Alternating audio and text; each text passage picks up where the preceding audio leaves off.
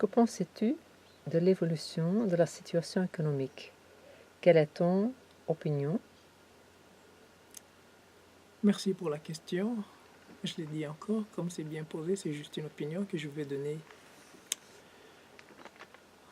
Il faut remonter à la base. La base, c'était quoi? Il y avait d'abord le système des trocs qui existait. Les gens apportaient ce qu'ils avaient apporté en échange avec ce qu'ils recevaient.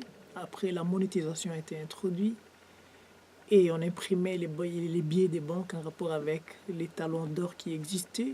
Et puis on a vu que les talons d'or n'arrivaient pas à suivre. On est passé à l'échelle du pétrole. On n'a plus réussi à suivre. Dans l'entretemps, l'inflation continue à grandir. La démonétisation, enfin tout ce que nous connaissons comme soucis et crises économiques et financières se sont installés, grandissant à une ampleur impossible que c'est devenu un monstre que personne n'arrive à gérer. Et maintenant, on se rend compte que l'humain dépend de substances mortes.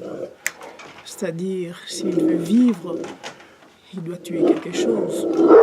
Que ce soit la pomme de terre, que ce soit la viande, peu importe ce que l'humain utilise pour vivre, sa survie dépend de substances mortes. Que ce soit les carburants qu'il utilise dans les véhicules, dans l'avion, peu importe ce qu'on utilise, la forme d'énergie que nous utilisons aujourd'hui, c'est une forme d'énergie morte.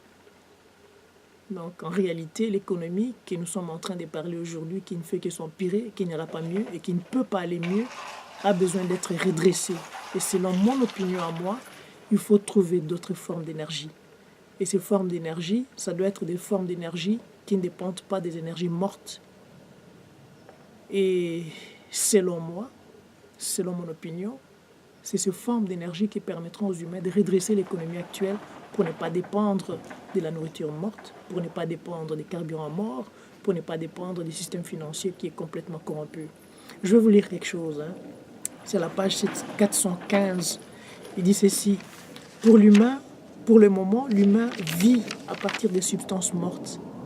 C'est-à-dire, pour vivre, l'humain doit tuer une matière, que cela soit les poulets ou les légumes, mais l'énergie que nous devons découvrir n'a pas besoin de substances mortes pour préserver la vie d'un humain. Si on arrive à découvrir ces formes d'énergie, on se rendrait compte qu'on ne dépendrait plus de l'économie, on ne dépendrait plus des substances mortes, mais on vivrait d'une énergie beaucoup plus élevée. Vous me poserez la question de savoir si c'est une utopie ou pas. Allez en Égypte, vous verrez les pyramides. Comment est-ce que ces pyramides ont été construites? Quelle forme d'énergie était utilisée là-dedans? Vous allez sur la planète Mars, vous trouvez les mêmes pyramides. Ils utilisaient, vous exploitez une autre forme d'énergie. Et c'est de ça que je suis en train de parler. Mais en réalité, c'est mon opinion. Qu'en pensez-vous?